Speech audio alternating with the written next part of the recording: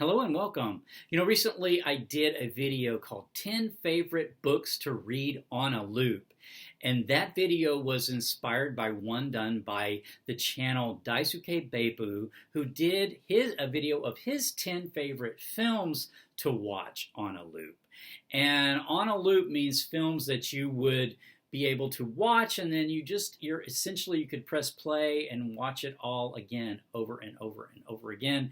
And so that prompted me to think of what would my list of 10 favorite films to watch on a loop be. And so I put my list together, and I thought it'd be kind of fun to run through. Now, this list is really personal. So, how we connect to movies and stuff, books too, is very personal. And so it's very unique to us, right? So my list is unique to me. I had a friend who watched the film Erin Brockovich on a loop constantly, had that movie memorized, and that would not be one I would choose, but for whatever reason he connected to the film Erin Brockovich and watched that film on a loop many times. So let's jump into my 10 list. These are not in any order except for number 10, which is probably my most watched film of all time. So let's jump into it. The first one I'm going to talk about is The Big Sleep. This film came out in 1946 and was directed by Howard Hawks, and it stars Humphrey Bogart and Lauren Bacall. It's based on a book by Raymond Chandler, also called The Big Sleep, which I have read, and I've chatted it on my channel. The film and the book are a bit different because of the censors of the time had to sort of tone down some of the seedier aspects of the book. But the real reason I think I can live in this film is because of the chemistry between Humphrey Bogart and Lauren Bacall, the stars of this movie. It's a film noir. It's got great atmosphere. The plot doesn't make a whole lot of sense. You just got to roll with it and just put yourself in that world, or I do. I just roll with it and put myself into that world of Bogey and Bacall in 1946, The Big Sleep. The next one I want to talk about is Emma. Yes, the Emma from 1996. I know there's a newer Emma, but this is my go-to Emma right here. 1996's Emma. This was written and directed by Douglas McGrath and stars Gwyneth Paltrow as Emma. Emma, her governess gets married, and that makes her, she thinks she set it all up somehow, so therefore she thinks she's a great matchmaker, and so she starts trying to fix up her friend Harriet Smith, who's kind of hapless and naive, and all sorts of misunderstandings ensue. At the end of the day, Emma discovers that the person she loves has been right under her nose the whole time. And this film also answers the question, who sent the pianoforte to Miss Fairfax? So I love immersing myself into the world of Jane Austen's Emma, this adaptation from 1995 I really love. Next, I want to talk about Cat on a Hot Tin Roof. This is from 1958 and was directed by Richard Brooks. Yes, that's Elizabeth Taylor there on the poster. It also stars Paul Newman and Burl Ives chewing the scenery as Big Daddy. This takes place in a Southern family that the Big Daddy, the dad, is dying of cancer, and Brick and Maggie, all of the family is assembled there in their plantation house. And I just love this adaptation. It's not necessarily, it's very straight-washed from the original Broadway play. I've read Tennessee Williams did not love this adaptation because they had to tone it down due to the censors because of Brick's sort of conflicted feelings that he had for his best friend Skipper, who has committed suicide.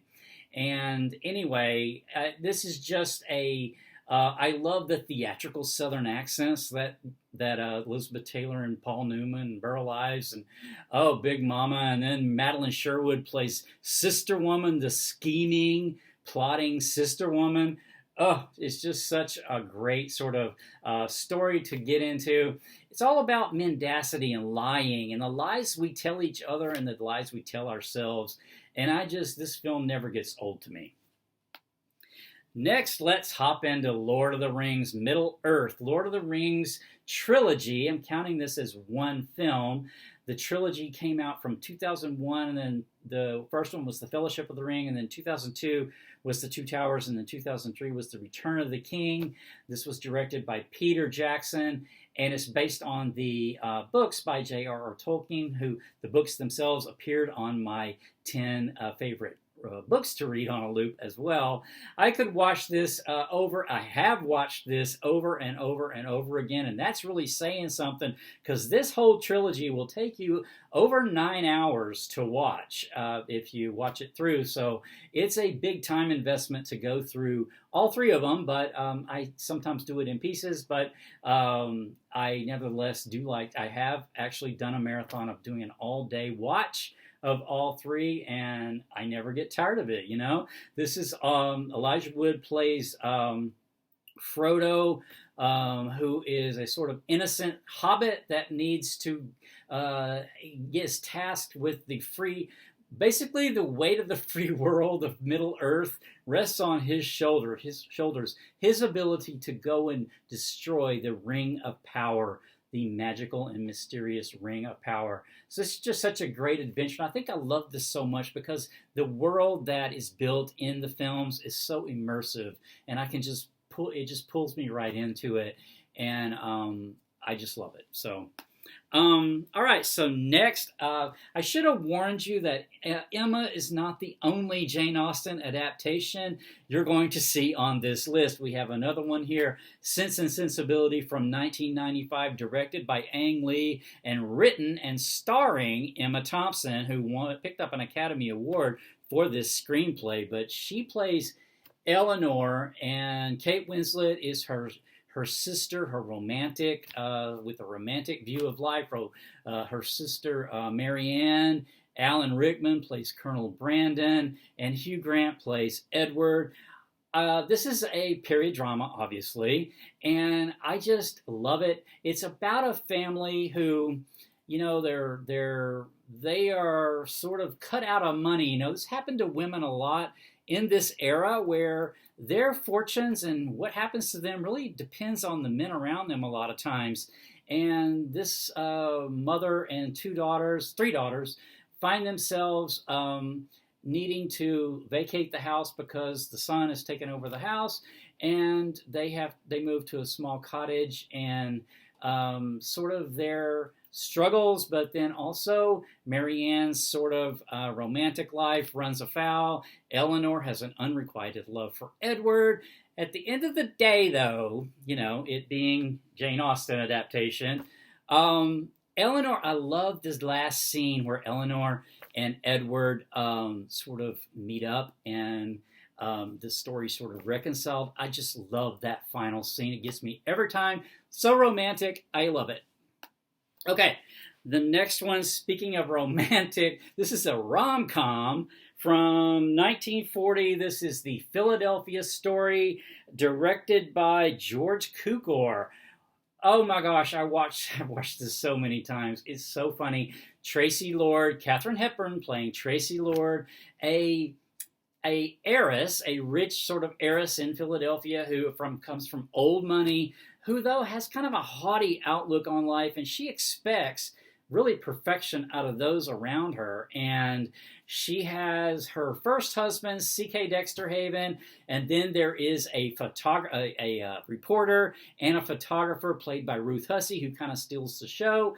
And then they all sort of convene the day before her wedding to a nouveau riche guy, George Kitteridge. And Tracy doesn't know who she loves. She thinks she loves all of them at one point or another. The scene stealer in this movie, though, is the little sister Dinah, played by Virginia Weidler. So funny. And also the hard-boiled photographer, played by Ruth Hussey, that is sort of the companion of the James Stewart character. C.K. Dexter Haven is played by the very suave and handsome and charming Cary Grant. So nothing to not love here for me. I love stepping into the Philadelphia story very frequently. Okay, so little change of pace here, but we got the Blade Runner. We got Blade Runner from 1982, directed by Ridley Scott. It stars Harrison Ford. This is a noir, neo-noir set in the future. This is another one that I just love the atmosphere. You know, it's got great characters too, with Harrison Ford playing Deckard, and then Roy Batty, who's kind of like this android. This is based on the book Do Androids Dream of Electric Sheep by Philip K. Dick. And this is just a fantastic sort of immersive noir story of humanity and what it means to be a human. You know, that question is addressed here so well. All right, so next let's talk about Pride and Prejudice. This is a Pride and Prejudice version that is not real, I would say, accurate. It's from 1940, and it was directed by Robert Leonard, and it stars Laurence Olivier as Mr. Darcy and Greer Garson as Elizabeth Bennet. It does not have period costumes. The costumes are from a later era, so there's a lot. It's also very different, not very different, but it's somewhat different than the book itself. It's more of a comedy. It's played as just a hilarious sort of comedy, especially Edna May Oliver, who plays Lady Catherine. If you don't know who Edna May Oliver is, try to catch one of her movies sometimes. She was such a great character actress, but she, to me, is the funniest Lady Catherine ever. So I love that version. Finally, let's talk about the Maltese Falcon from 1941, another film noir from the 40s. You can tell, sense a theme here maybe. This one was directed by John Huston, again stars Humphrey Bogart, this time as Sam Spade. Mary Astor plays Miss Wonderly / Bridget O'Shaughnessy to perfection. This is another atmospheric, a recent atmosphere, sort of noir atmosphere that I just love being drawn into, all about some sort of criminals, or not really criminals, but people consumed, a little band of people consumed by finding the Maltese Falcon, a rare, exquisite work of art worth a fortune. And Sam Spade, the private detective, gets drawn into that drama, and it's just priceless. This one also I read, and I chatted it on my channel, so I'll link to that chat down below. It was also not heavily, but somewhat censored, so it's a little bit different. For one, Joel Cairo, played by Peter Lorre, was flat out homosexual in the book. Here, it's really coded his homosexuality, but you can still see how John Huston lets us know that Joel Cairo is gay. So I just love the Maltese Falcon. Then finally, to wrap it up with my all-time most watched film of all times is What's Up, Doc? Directed by Peter Bogdonovich. This came out in 1972, and as a 10-year-old, I saw this in theaters with my dad, the one and only movie I ever went to with my dad. There was a background reason why he took me and my cousin to see this film. It was because he didn't have anything else to do with us at the time, so he took us to this movie. But I just loved this movie. It was when it came out on the VHS, I got it and watched it immediately. When it came out on DVD, same thing, and then with streaming, same thing. This never gets old to me. I basically have it memorized. Barbra Streisand, Ryan O'Neal, great romantic comedy chemistry. This is Peter Bogdanovich's sort of homage to the screwball comedy. Takes place in San Francisco of the 70s, and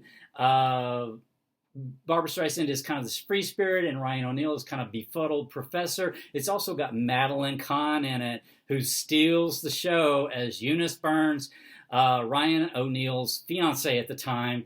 It's just so funny. It's just so funny. It laugh out loud funny every time I watch it. I can't get enough of it.